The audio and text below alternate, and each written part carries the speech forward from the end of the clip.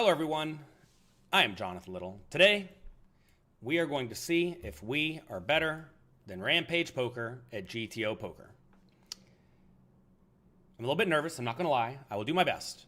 Today, we are going to be taking the PeakGTO Drill Challenge. If you've not taken one of these drills before, what's going to happen is I'm going to play 25 hands against the perfect GTO bot, and we are going to see if I am better or worse than Rampage Poker.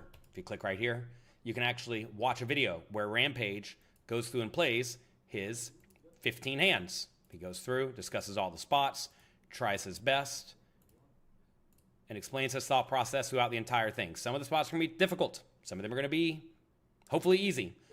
And then we'll have a leaderboard. Coach Brewer, Chris Brewer, basically no mistakes. Go figure. Chris Brewer is one of the best poker players in the world. He gets in there, he battles hard, and he is excellent at the game. If you all are here, make sure you say hello. Get in there. I know we also have a few other poker coaching coaches getting in this drill challenge coming up very soon, and I am about to take it for you live. If you get a horrible score the first time, you can go back and retake it if you feel inclined. One and done for me, though. Good luck. Have fun. We'll let some of you trickle in before we get started. Also, right now, if you want to take the drill challenge completely for free, no sound. You think there's no sound? Ooh. Looks like there's sound. Is there sound? Now you all have me scared.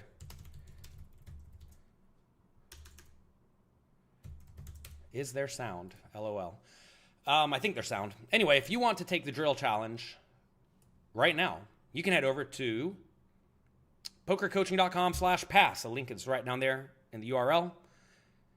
Go to there, claim your free pass. It will cost you $0, and you can get in the game immediately. It'll take you to this nice little checkout page. It'll say your cost is $0, and then you will get in there. Also, if you go through the free pass, you will get complete access to Poker Coaching Premium for the next 3 days. You can get in there, study a ton. We have our brand new tournament masterclass powered by PeakGTO that has just launched. We're going to be adding the content as we completely get it finalized. The new tournament masterclass includes tons and tons and tons and tons of content with quizzes after each, both text-based quizzes and PeakGTO quizzes. So you can get in there. You have about 3 days to get in there and take full advantage of PeakGTO and Poker Coaching Premium. It'll cost you $0. You might as well work on your poker game. So, in this drill challenge today, let's go ahead and start it. Here's some instructions, by the way, if you want a video on the instructions. There's me talking through the instructions. Basically, we're going to play 25 hands. Hopefully I don't mess it up. I can guarantee you I'm probably going to mess up some of these spots because some of these spots are going to be tricky. GTO poker is difficult. Let's start the challenge. We're going to be doing today 50 big blinds deep versus the big blind defend.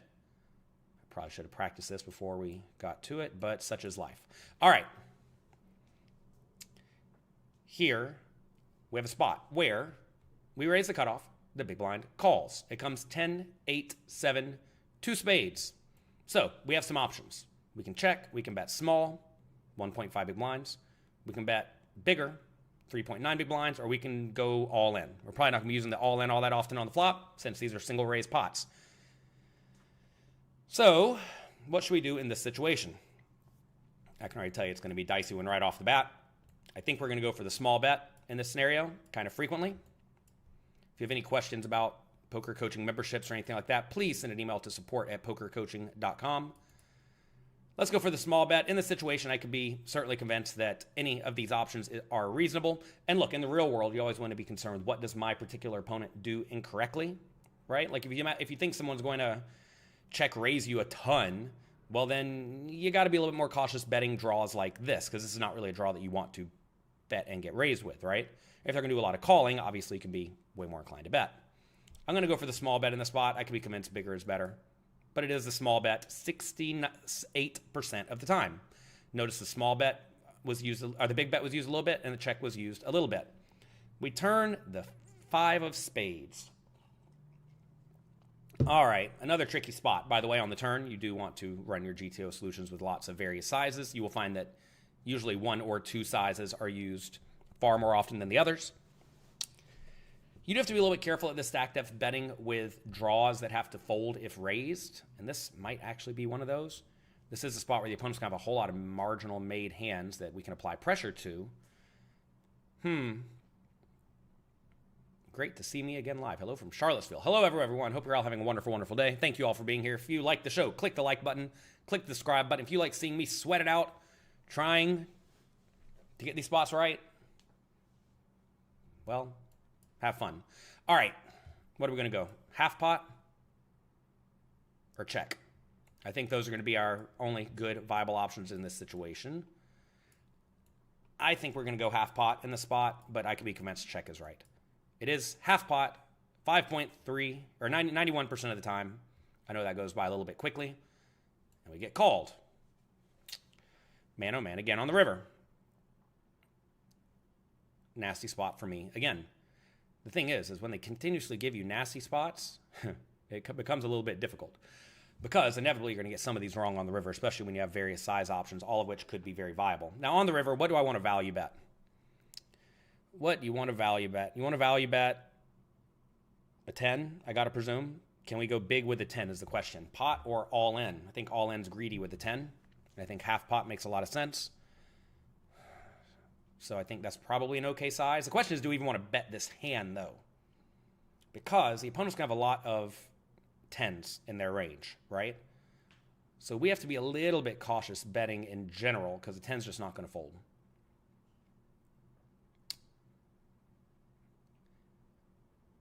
Typically, when you have a spade, betting's like okay, right? If we did not have a spade, we probably want to check this a lot. I think with a spade, we just kind of have to bet. I'm going to click the pot button. I could be convinced other sizes are better, but I do think we probably want to bet this to get their various like ace of spades X to fold. Nasty spot. Let's go for this size. Oh, it wanted the all in. And right off the bat, we're already losing a little bit. Tough spot. Notice they did have a lot of marginal stuff there. They had the ace-7. So look, in spots like that on the river, you're going to find very often that one size is heavily preferred over the other. And that spot, it was actually close. Notice we only lost a tiny bit of EV, minus 1.3, which was not all that much. But that is a spot where sometimes the big bet size will be heavily preferred. Like in that scenario, if the river was not pairing the top card, I bet the all-in size would have been much, much preferred in that spot. But because they have a lot of trips in their range, I think in that scenario, we do have to be somewhat more careful. So anyway, at least we didn't get totally torched on that. We've lost 0.01 big blind, one hand in. Wonderful. All right, 5-3-3. I think we can bet frequently and small in general on these low card boards. This is probably an okay one to check, but I'm still just going to go over the small bet. As a default, on paired boards, you can often bet very frequently and small. Notice in that situation, we could mix between checking and betting. Once we get raised big, we can fold. If they raise smaller in the spot, I think it's way closer. But I think against the big raise, we can pretty easily fold. Although, look, you are supposed to actually call against that. Let's discuss that situation, actually, because it's a spot that comes up some, you know? If you're in the real world, I think a lot of people don't check raise nearly as often on like 5-3-3 boards as they should.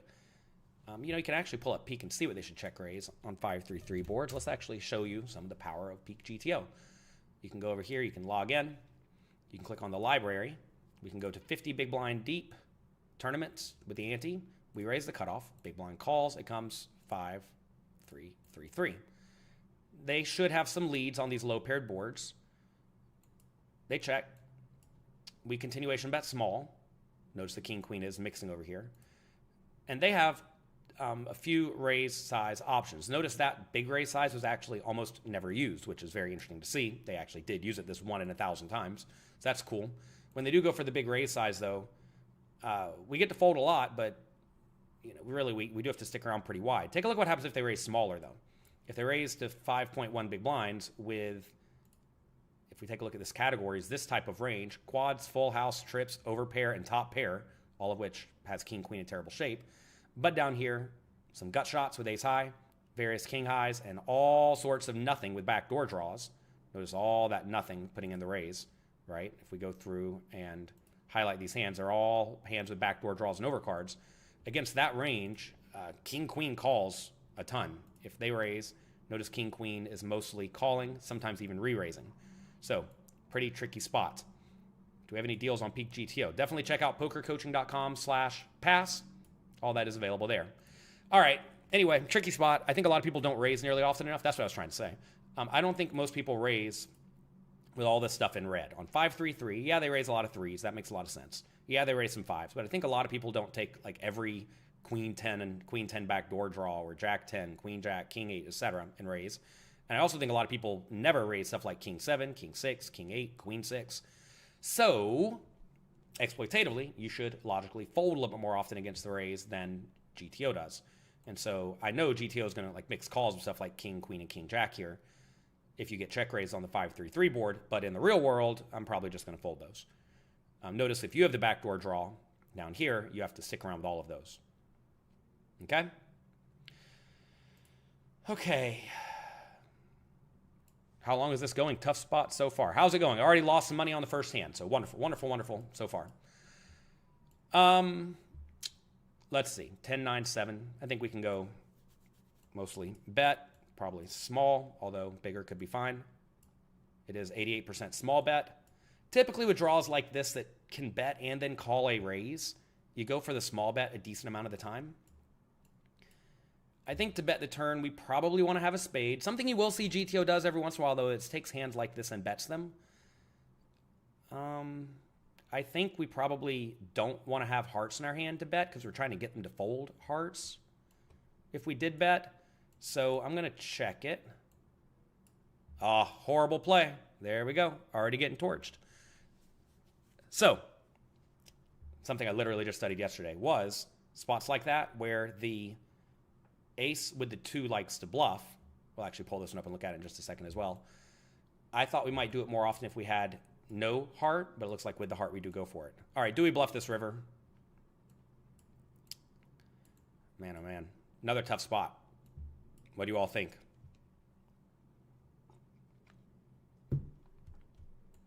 What do you all think? I think we can probably use all sorts of sizes. The question is this the type of hand we want to do it with, right? If we had, we really don't have a whole lot of nothing at this point, right? If you think about our range. So we need to find something to bluff with. And notice we have like various straights that we probably don't want to bet. We have, I don't know, I think we probably need to go for a bet here. And I have to imagine the sizes are going to be all over the place. The question is like, do we even want to have a smallish size in this scenario? Probably not, right?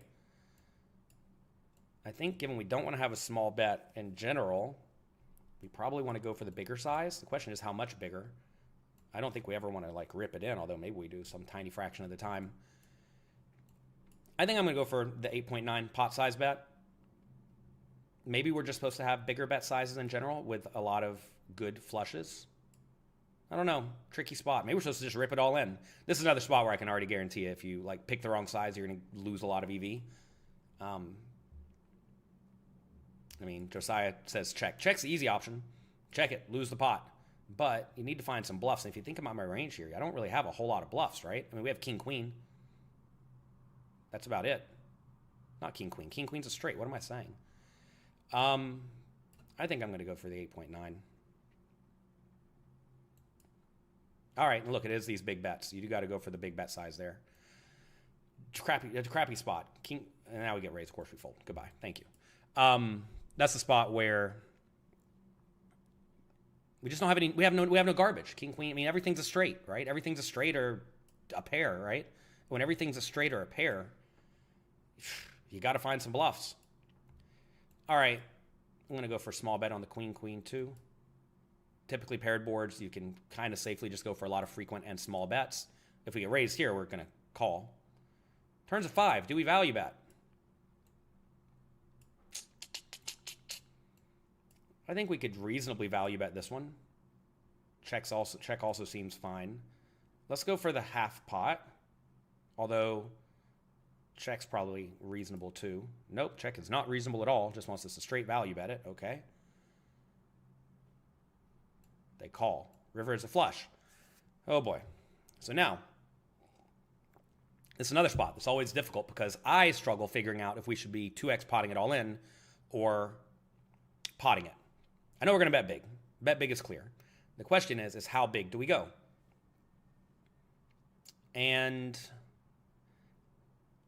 maybe we're just supposed to have, I mean, I don't know. I really just don't know in these spots. These are tricky spots because, like, obviously we lose to some stuff, right? Whenever you lose to some stuff, you should be more inclined to not go for the gigantic bet. But we are, like, a queen's probably just going to call every time, right?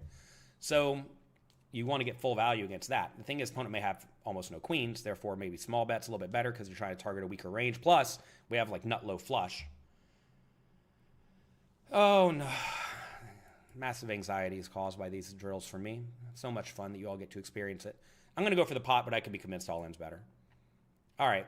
Looks like that is the right size. I got to presume we're supposed to go all in if we have better flushes. All right. Here we can go on the bigger side. I think small would be fine too. This exact hand may want to go small, but I'm going to click the bigger size. Typically on 2 to a flush with 2 high cards, usually you want to bet big as the pre-flop aggressor. Ace, queen, jack, we have literal nothing. I think we can go small bet. Okay, wanted the bigger bet, all right. Three big cards also usually wants the big bet, but with total garbage, I think it's okay to go small just to try to make them fold their total garbage. I think we can go for the either size is probably fine. Let's just go for the bigger size with our hand. Typically, top pair with your best kickers often like to go for the bigger size. These are tricky spots. I believe we just serve up random spots to you, and it so happens they have given me tricky ones. So that's a lot of fun. Here's another tricky one. I bet if this 6 did not make any straights, we're probably supposed to overpot it. I think when the 6 makes a straight, we're probably supposed to pot it.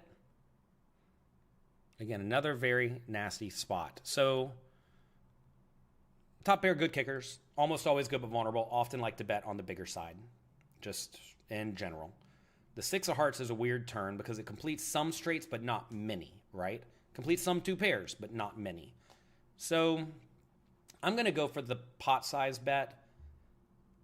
If this was like a 3 or a 2 or a 9 or a 10 or a jack or a queen or a king, I think we were supposed to bet bigger if it was a heart. Tell the devs the spots are too hard. Yeah, exactly. I'm going to go for pot. All right, so it is not over pot, which is good. We found the not over pot. We get called. River's the queen of hearts. Is this good enough to go all in? And I think the answer is just yes. At this point, easy all in. Okay. Fine and good. 7 hands out of 25 in. Are you all having fun yet? Ace 4-3. I think we actually checked this spot some.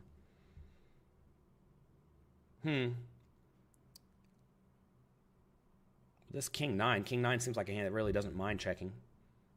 We'll take a look at this one in a second because I think everybody really, really likes the continuation bet. Ace XX flops every time. Let's go for the small bet, but I could be convinced we should check this. Should we just check it? I'm always scared clicking check because check is the play that is really just not used all that often when you raise cutoff, big blind calls. You do a lot of betting, just in general, because you have a range advantage in a lot of scenarios.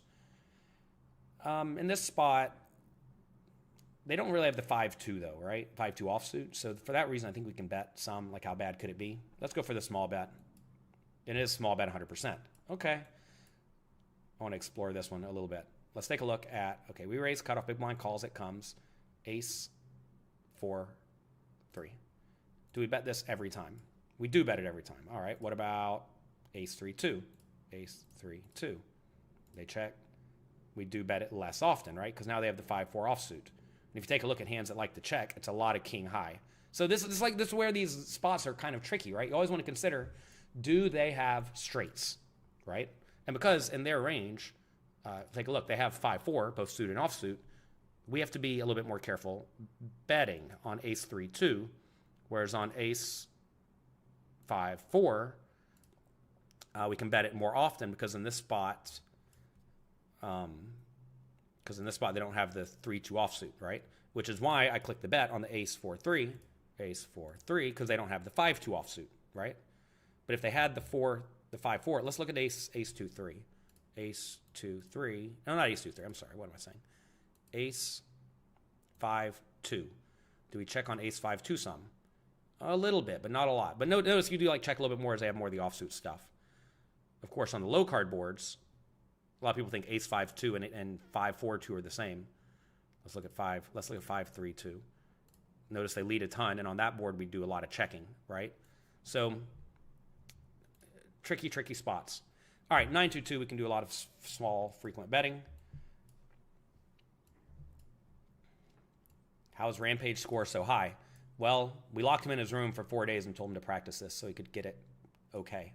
And it turns out he did. He locked himself in the room for 4 days straight, and turns out he actually kind of learned to master this spot. At the end of the day, it's kind of like a video game if you think about it, right? Where sit there and grind it out until you get really, really good. Of course, if you take the challenge multiple times, then maybe they don't serve you up impossibly hard spots like they're giving to me right off the bat. But that's variance. Sometimes that's how it goes. All right, do we bet again on the turn? I think we can go either way between bet and check. If we do bet, we probably want to go something like half pot because they have some nuts in their range. Anytime they have like lots of twos, you really don't want to bet too big, and we have almost no twos. I think we probably don't want to bet this one, but I could be convinced bet's fine. I'm going to check it, though. And it is check or bet big. Huh, okay. I would not have found a big bet in this spot all that often.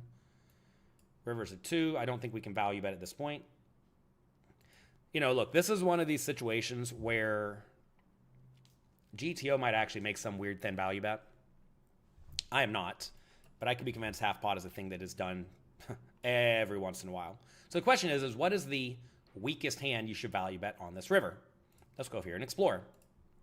Say it does come 9-2-2. They check, we bet small every time, and they call. Turn is a 4 of diamonds. They check. Interesting to see we have mostly overbets here, which I guess that makes sense if you think about it, because they don't have a ton of twos, and all of our hands that are up here are very good. Plus, we have all these draws that want to get folds, so that makes sense. We let it go check with our hand, though. We're down here with the ace 5. Check. River is another 2. What is the worst hand we get to value bet? And I got to presume it's just... The question is, here's my question to myself. This is how I'm always trying to study. Do I value bet ace king on this river for half pot? I think it's probably close. Let's see. And it turns out we do value bet, it looks like, ace jack and better some fraction of the time. Okay, good to see, right?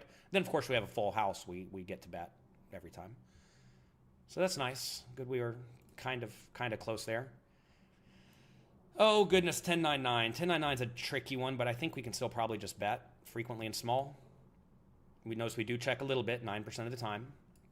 When you are studying in GTO situations, you always want to be like hyper aware of the checks, right? Because it's not bet 100%, it's bet 91%. And that is something you need to be aware of. We get donk led on the turn. Oh, goodness, this is another tough one. We need to have some raises as a bluff. I think, though, like right here, I think we probably do want to have some sort of... So like whenever they're leading, what are they leading? They're leading with obviously boats, but other leads will be various junky draws probably. Goodness gracious. In position, you got to call very often against small leads. I have no idea what to do in the spot. You're totally overwhelmed by the sheer amount of information out there. Well, go through the Tournament Masterclass. The Tournament Masterclass will go a long way to getting you up to speed quickly. But you're right, if you just try to watch a bunch of YouTube videos or watch sporadic poker training videos, it is very overwhelming, which is why we made the Tournament Masterclass. You can actually check it out for free right now, pokercoaching.com/pass. You can claim your free pass, get right in there, start training immediately in the brand new Tournament Masterclass. Essentially, study, get feedback, figure out why you do what you do over and over and over and over again. Justin Saliba getting in there, battling hard with all of us. All right, facing the small bet, I'm gonna click the call button, but I kind of hate it. Overthinking, 2.2 with king 6. Yeah, call. It's either call or fold. Okay. Notice, though, call 20-something%. The problem with calls is going to lead us to nasty river spots, which doesn't really help my case. I think we let it go check on the river. King high has some value, right? Check 100%. All right, we navigated it. Fine enough. Whew. All right. Ace 10 6. Let's go for the bigger bet. Typically, top pair best kickers really like to bet big, just as a default rule. Here is a very coordinated board. I have to imagine we're going to bet small or medium, or small, 1.5 or 3.9. Quite often, middle pair doesn't really love betting big, but I think with backdoor spades, it's probably fine, right? When does the workbook come out? It should be coming out any day. I have a brand new poker book coming out. It's 100 hand quizzes for you to work through, study hard. It's kind of like this, actually. Let's go for the small bet, but look, I could be convinced bigger bet's just better. This is a very dynamic flop, which is a reason to bet big. I've convinced myself to bet big. I don't think this hand really wants to bet big in general, but I think because the board's so dynamic, we have lots of king X. I think it's okay to bet big. And notice we are splitting sizes here. So that was the play that was used most often. So I'm okay with that. King, queen, 2. We don't get to bet this flop every time, I'm sure. Or do we get to bet it every time? Maybe it's just good enough for us. It's very dynamic. Let's just bet big. All right, small bet's okay. Lose a little bit. Let's take a look at that spot just out of curiosity, right? Say it does come king, queen, 2. King, queen, 2. We have ace with a 7 of spades. We're going to bet it a lot, right? I thought we were going to be betting this one bigger more often. Notice we are using the big size 24% of the time, which is good to see. In the real world, if you see like a check happening 10% of the time or less on the flop, it's probably fine just to bet everything because a lot of people don't defend adequately. Just take a look at this. If you bet 1.5, look at what they're supposed to call with, right? They're supposed to call ace 9 with a spade, right? Ace 10 is a gut shot, of course. Ace 6 with a spade, they're supposed to call. Take a look. Ace of clubs, 6 of spades is supposed to call a small bet. Nobody does that, right? So if they're going to fold out this stuff right away, then we're going to profit very often by betting too often with a small bet. There's a new workbook and ebook. It's going to be available on Amazon, both physical and ebook. You can also get it in various bookstores. You may have to order it for you. Who knows? Anyway, I would have naturally bet this flop a little bit too often using the big size. In general, stuff like ace high, when it does bet, it likes to not bet big, just in general, especially the ones without the backdoor straight draw. Like ace 5 will bet a little bit bigger and ace 4 will bet a little bit bigger, you see? Okay, good. We got to be sharp today. 6, 5, 2. I think we want to bet bigger on these boards. Is 100% big bet. So on these low boards, we don't bet very often, but when we do, we bet big. Let me just show you that one. That's one we knew. 6, 5, 2. They check. We're going to do a lot of checking, but when we do bet, we're going to bet on the bigger side. Notice we use the big size entirely. By the way, in the tournament masterclass, we have a flop continuation betting flowchart that will help you find the best or second best play in a lot of scenarios on the flop. We also have turn flowcharts, advice for how to play the river. Turn and rivers get very tricky when you have lots of sizing options, but that's what makes No Limit Hold'em tough. On the flop, though, usually it's not that hard to find a pretty good play. Let's go for the big bet with this draw, though I can be convinced smaller is fine. Jack 10, 4, you usually bet pretty often, especially with all sorts of draws, and this, I think, counts as a draw. Maybe this is one you want to bet small with, but I think it's okay to bet big and then fold if we get raised. It is the bigger bet size, so that's good. We do get raised. Not a big raise. Oh, man. Now, when you do bet big on the flop, when you do get raised, it usually should be to a smallish size because the opponent doesn't have to risk a whole lot to get the whole stacks in by the river. I'm going to fold this one, but GTO might want to call. All right, thank goodness it folds. It's probably closer than you think it is.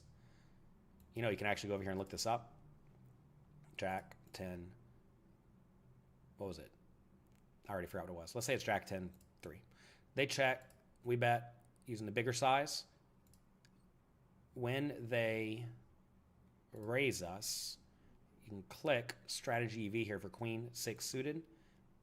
And it does lose 1.6 big blinds calling. So, okay, pretty big mistake would be to call even the small raise there with the backdoor straight draw, backdoor flush draw. Always compare the fold to the call, because if these are like very, very close numbers, if you think your opponent's going to do something wrong on the later betting round, it will perhaps change in the real world, right? If your opponent doesn't do something quite right. 2 pair on the flop.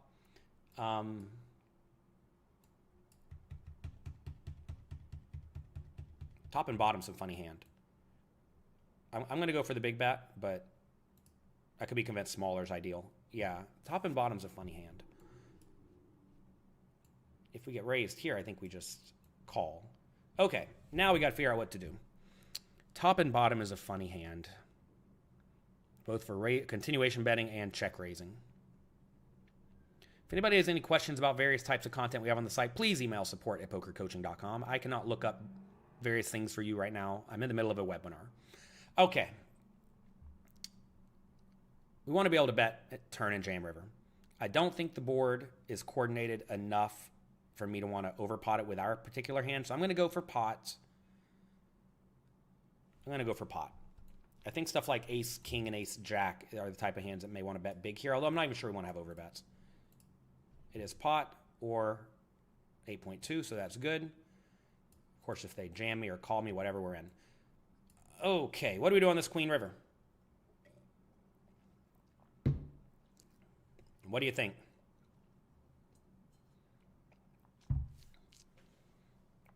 Take a second. Type it in the chat. I'm going to look up the spot while you all type in what you would do in this scenario. I already know what I'm going to do. I want to know what you all would do. We're not going to look it up before we do it, of course. Say it comes ace, queen, 6. Ace, queen, 6. We have the ace 6. Check. We bet bigger, although it's a smaller bet size a lot of the time. Take a look, by the way. Let me show you something. This is something I was thinking about in my head. Top 2 almost always bets big, and bottom 2 almost always bets big. Top and bottom, for some reason, often bets small. Cool, huh? Also, top and bottom almost always check calls, whereas top 2 and bottom 2 almost always check raise. Anyway, I bet for the big size on this very dynamic board, we get called. Turn is the 4 of diamonds. They checked, and I'm guessing we have almost no overbets. That's what I was trying to look up here. And if we did overbet, I think it's going to be mostly ace, king, and ace, jack type stuff, plus draws. And turns out we were exactly right? Notice the overbet is never used with ace 6, or ace queen, or ace 4, or queen 6. Essentially, you block your opponent's continuing range, and your hand's not nearly as vulnerable. I think on the river, we're just going to check. Easy check. Notice here, we do not give the solver an option to bet small in that spot, because the solver really never does want to bet small. Let's just show you. Say we go check, pot, call, river's queen. In that spot, they check. We have to value bet our aces that are not counterfeited, right? So, and that is what's happening. You see roughly ace 10 and better goes for the value bet. And if we have all sorts of busted draws, we get to bet them. Okay, so that's good. All right, jack. I'm sorry, 9-8-3. I think we can go for the big size. Maybe it's a small size, actually. Let me think about this one for a second. He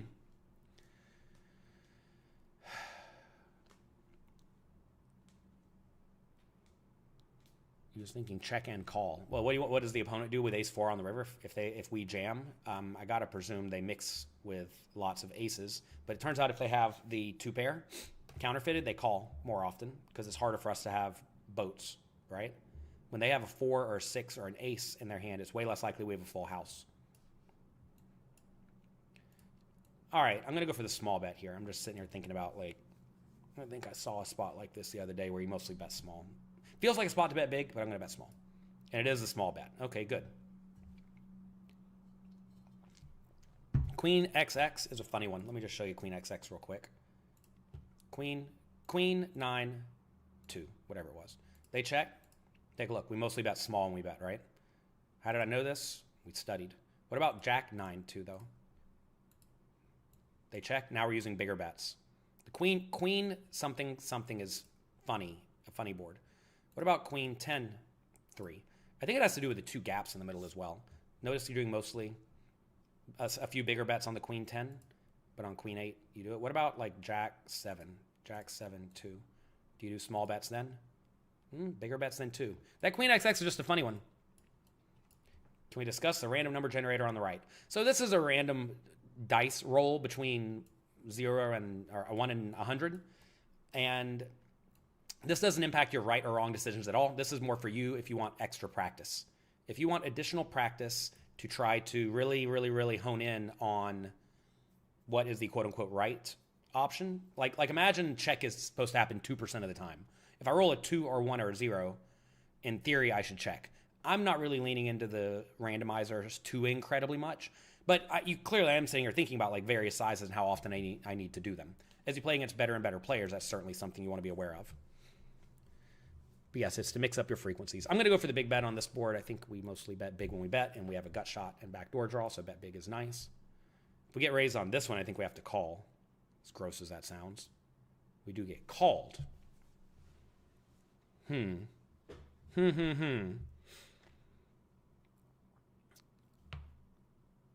So you always have to be very careful betting a draw that has to fold if you get raised. When you're playing 30, 40, 50 big blinds deep.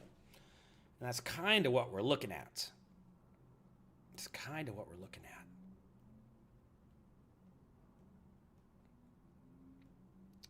I think here if we have a better draw, like nut flush draw, we're probably supposed to bet. Like ace 5. I think we're supposed to bet. Maybe king 5 bets. I don't know. I don't know. This is a tough one. This is a tough one. I'm going to click the check button, but I could be just horribly wrong here. This might be one of the spots we get wrecked on. Check. 43%, bet 56%. We're going to look up this one too, because I want to see if I was right about the like ace high being more inclined to bet. What was it? 8, 7. No. 8, 7, 4. Check. Big bet. Call. Turn is, I got the suits wrong. Whatever. You get the drift. 2 of hearts. Check. Do we bet the ace? So look, notice, right? That's right. Ace 6, ace 5, king 5, and some queen 5 betting, right? That's what I was thinking, because you can bet these, and if you bet these big and they jam you, notice you call it off, right? But you don't really want to call it off, right? Notice like queen 5 and queen 6 would be mixing here if we had it. And you don't really want that. You don't want to be in that spot, which is why you check it. So good. Glad we found that one. Okay. River's this. Pot's too small to jam, I think. So I think we want to go pot or over pot. Probably just over pot. It's either pot or over pot. I think we want to go pot. We have flushes here, right? So it is either jam all in or pot. All right, good. Called us with the ace 4. Okay, I was optimistic. We probably want to bet small on this one. Tough spot. We're not going to bet this flop every time, I don't think. So what kind of draws do we want to bet? Again, you always have to be careful betting draws that you would fold to a raise.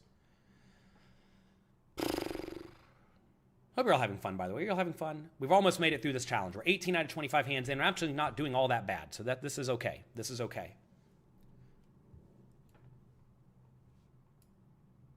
You had a flush and straight draw. Some people say TMO. I don't know what that means. Again, everyone, look. In spots like this, the goal is to try to find the best GTO play. And you can use heuristics in your head to figure out if you should bet or check.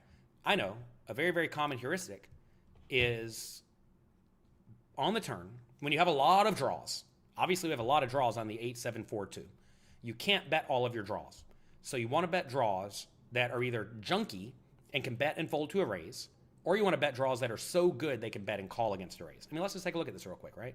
So what is betting on the turn? Notice we are betting king 5 of hearts, clubs, and spades. And if we had diamonds, I'm sure we bet it some too. Yeah. So in this scenario,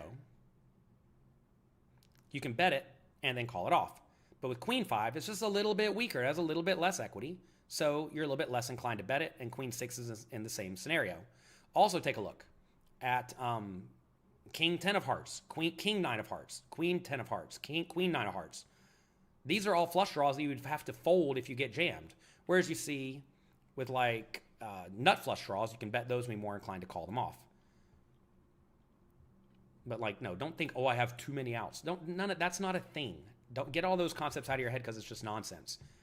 The question you need to be asking in this spot is, can my draw bet and call a jam? And if I can't call a jam, would I be really, really, really, really unhappy folding it? And if you'd be really unhappy folding it, you typically don't want to bet it. Right, here's a similar example. I think we can go for the small bet, but I can be convinced bigger's better. Ooh, check or big bet. So we got that one. I'd call that a little bit wrong. They dock us a few points. We get called. Turns a 9. I think we can probably bet this. Medium. Check's probably fine too. Maybe we're supposed to bet big. So we're trying to apply pressure to a 7 or a 6, right? We have a lot of better draws, which is kind of tough, right? But I think you normally want to bet stuff like an 8, but we don't have very many 8s. And for that reason, I think we can bet this one. I'm going to go half pot, but this feels like it could be horrible. No, half pot. All right, half pot or check. Notice you are checking here some because, like I just said, you have a lot of draws available. Good thing they folded, make my life easy. We'll go for the small bet on this one. Although big bet could be fine. Funny enough, I know I just said top 2 almost always bets big. Top 2 almost always bets big. But that's when it's like a little bit more dynamic. Here, this is not so dynamic because, I mean, while there's a flush and straight draw, there are not that many straight draws. So I'm going to go small, but maybe bet bigger is better. And it's mixing, so that's fine. King 4. I think we can bet King Jack 10 frequently. Now, the problem is this hand probably really likes to check, right? But I think probably big bet's just fine. I think this board wants to bet big in general. This is something else you always have to kind of weigh in your head, right? Like, my particular hand probably doesn't want to bet big here. But my range and nut advantage is so humongous, I probably just want to bet big with everything. So I'm going to bet big with everything, but I could be convinced small is fine. And notice it is just 100% big bet. Let's take a look at that real quick just to show you. King Jack 10. They check. We're just going to bet big with everything. Why are we betting big with everything? Our equity here, if we look at the equity graph, we're the line in green. You see this line in green? Our line's in green. The opponent's line is in red. Sorry, it's not quite on the screen. I had to make the screen small for the stream. But basically, the green line, the in-position player, is just drastically favored across the entire range compared to the player in the big blind. Because the big blind has a bunch of trash in their range, right? Like, their range is all this low stuff. Whereas when they check, I mean, look at our range. It's just all... Like, this whole brick of hands is pairs and draws, right? This is all gut shots. These kings are all top pairs. These are all gut shots. These are all open-endeds. These are all pairs, right? So we really just have almost nothing in our range. So we get to bet big with everything. They raise us now. Oh, my God. They should not raise us too often here.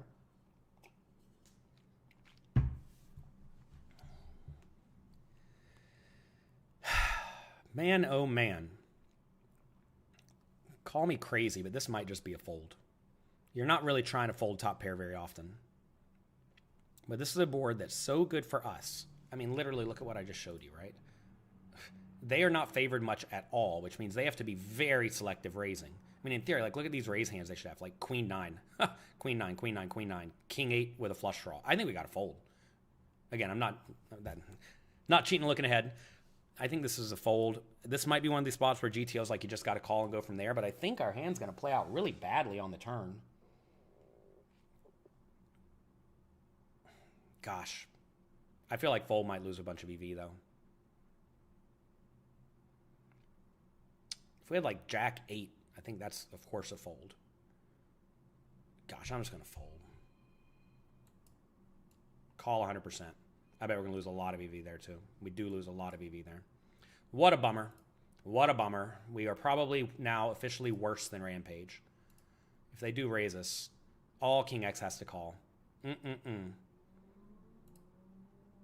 we look at King X, notice we do lose a pretty good amount of EV by folding.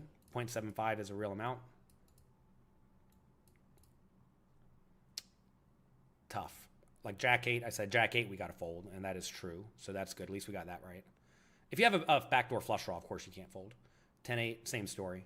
So I was thinking that like King 4 was pretty bad, right? But apparently it's just good enough in this spot. And look, this is where, you know, Andre says check raise in this spot normally means a lot of strength. Well, so look, this is something you have to be aware of. You have to be aware that in this spot, the check raise is not quote unquote strength. The check raise is a good, strong polarized range from a perfectly playing opponent, right? But it is a lot of good hands, right? They have a lot of top pairs with draws. They are check raising some of these junkers down here, which no one does, which is why King 4 is a little better. They're check raising lots of various flush with straight draws, which good GTO perfect playing opponent will do. They have flush draws. They have these random Queen 4 with brick kicker, right? So like in the real world, I completely agree. This whole block of hands is not in the opponent's range. This whole block of hands is often not in the opponent's range. So in the real world, I think the fold's actually very fine. Against perfect GTO opponent, we lose all of our money. All right. A few more hands. Let's see if we can not butcher them. King 8-8. I guess we can bet small, but this might be a check spot. It is checking a lot of the time. You always have to be careful betting the trips with when they have an offsuit asymmetry. Let me show you what I mean here. Say it comes 8-8, whatever, king. They check. Notice here, well, at their range, they have lots of offsuit 8x, right? This is the big blinds range and all the suited ace-x. Notice we do not have the 8x, right? So because we do not have the 8x offsuits and they have the 8x offsuits, we do a lot of checking. Same thing if it was king 7-7, right? King 7-7, same story. We do a lot of checking. Compare this instead to king 9-9. Now we're going to do way more betting. Why? Because we have the 9x offsuit. And if we make it king 10-10, we're going to bet way more often every single time because we have all these 10x offsuits, right? Now, you may say, is that the same thing on like king 2-2? Do we do a lot of checking? And the answer is, some, but not as much. And that's because now, if you look at their range, they don't really have a whole lot of 2x, right? But especially on like the 5, 6, 7, 8, 5, 6, 7, 8, on, when that pair's on the board, you have to do a decent amount of checking. All right, ace, king 6. Guess we're supposed to bet big in general. This hand probably doesn't mind a small bet. Let's go for the big bet in general. All right, so it does go to the small bet with this exact hand. Like I said, it's always tricky to know in spots like that because I know it's a spot we're going to mostly bet big, I think. All right, let's look at ace, king 6. They check. We are using, notice, mostly big bets, right? So we got that idea right.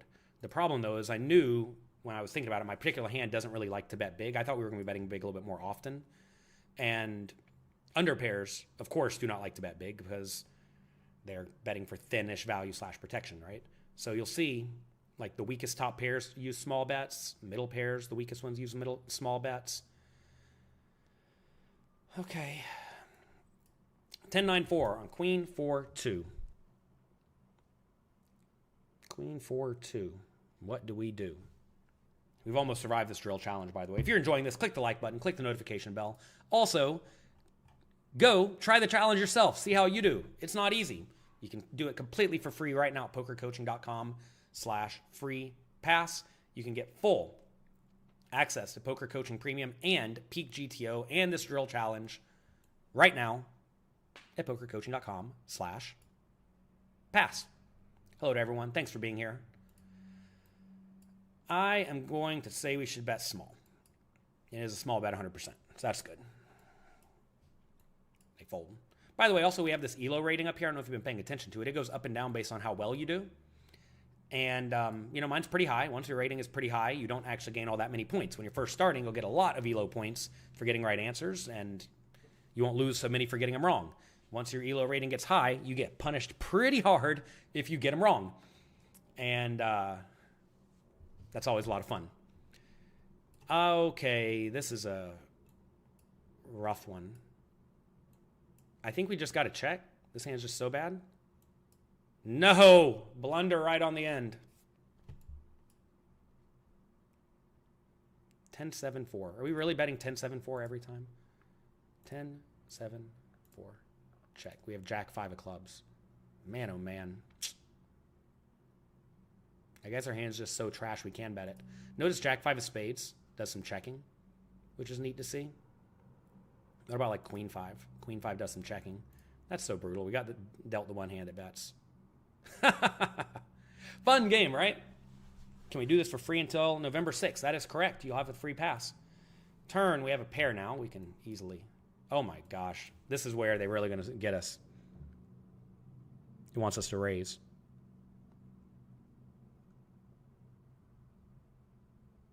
Are they really going to torch my EV on this crazy hand right at the end? Where I mess up not continuation betting? This is the funny thing about poker, right? This is how poker tournaments go. You make the play of not betting the one hand that could have bet. If I bet the flop and they just raise me, my life's easy. I fold, right? Or if I get a turn 5, I would obviously just check it back. Fine. Instead, we've gone down this weird GTO line where now because I let it check, I don't really ever have the Jack 5. The solver gets a little odd. Turns a 5. They bet tiny. Now, all of a sudden, it wants me to raise the Jack 5, which notice I barely have in my range. It's like the tiniest fraction of a play I could possibly have. And instead of that, I call it, and I end up getting wrecked on our ELO rating. Well, I guess the Rampage is going to be better than me by a mile. On the river, do we raise? I'm going to say raise. I think we want to go 9, but it could just be 15.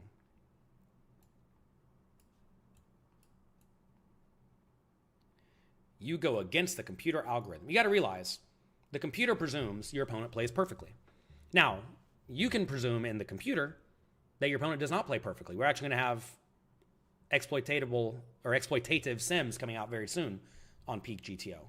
The idea of the computer doesn't play against real people, therefore it's bad, is completely flawed. And if you think like that, you are never going to make it at the high stakes. Never, ever, ever. Because a lot of your high stakes opponents are playing pretty well. Of course, if your opponents are totally terrible and they literally never bluff the river, let's say, or let's say in this spot, your opponent will literally only call the river with a straight if I raise. Well, then obviously bluff them like crazy, but don't raise this hand, right?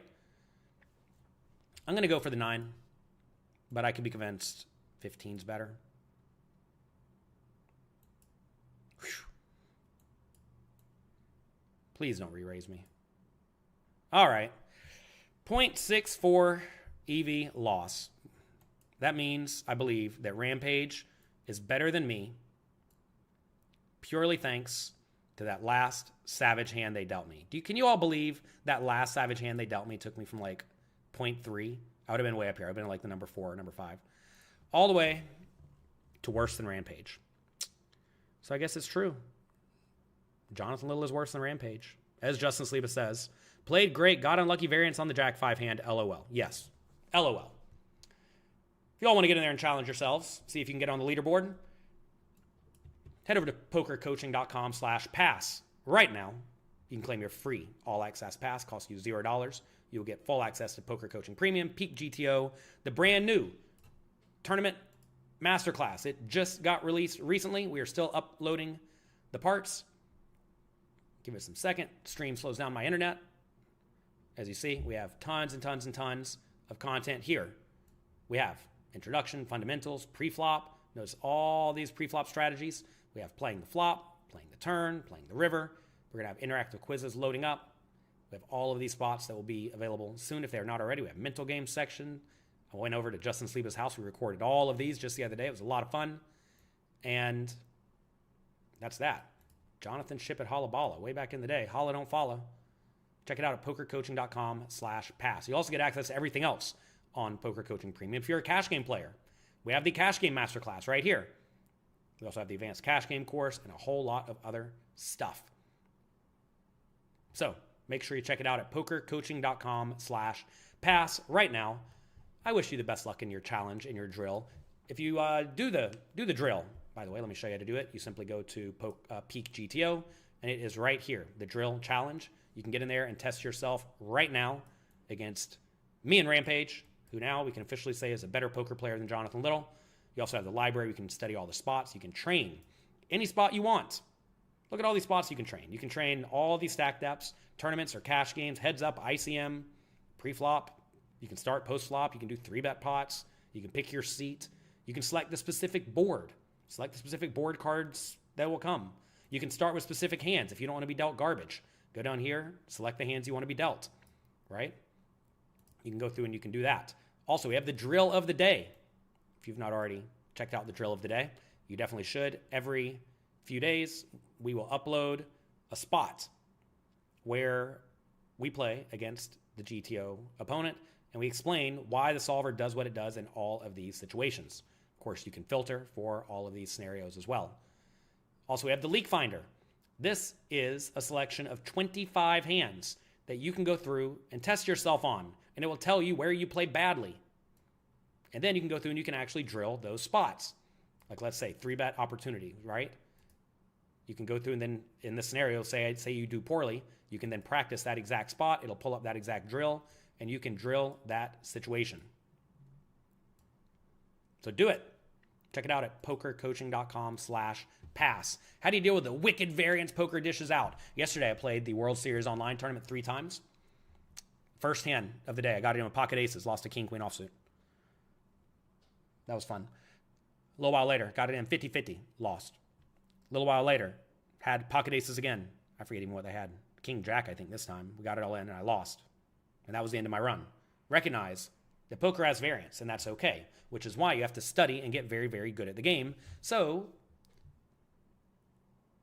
well, that you have an edge. If you have an edge and you run the edge over and over and over and over and over again, the money will trickle your way eventually. You have to make sure you have a proper bankroll. So many people do not play adequately bankrolled, and then when they do lose 5, 10, 15, 20 buy-ins, which will inevitably happen in poker tournaments, they're wrecked. Sometimes you're going to get unlucky and lose. That is part of the game. When I won my bracelet the other day, I won a bracelet online. Here it is. When we won this, the very next tournament, I took second place in. I took first place and second place in back-to-back World Series Online events. It was crazy. And then you know what happened after that? I lost about 40 tournaments in a row online. Isn't that crazy? We went first place, second place, 0 for 40. Yesterday, we went 0 for 3. And then, after the 0 for 40, we took another second place. So, how do you get through the bad beats, the variance, and all that? You realize every time you enter the tournament, you make some amount of expected value. When you win the bracelet, you don't think, ha, I'm so good at poker. Everyone's so bad. I'm a poker god. No, none of that. You realize you were playing, you extracted your value, and that was that. By the way, in the tournament masterclass, I go through every single hand that I played in that World Series bracelet win. We had a few good bluffs, a few good hero calls. It was a lot of fun. I ran every single hand through PeakGTO in this video, and turns out I played pretty well. Better than I did even in today's challenge by a little bit. We still missed a few bluffs here and there. We still missed a few value bets, but we played pretty well. And it turns out if you play well on average over and over and over and over again, the money will trickle your direction. That's it for today. I hope you enjoyed today's video. Definitely get the free pass at pokercoaching.com/pass right now. Good luck. Have fun.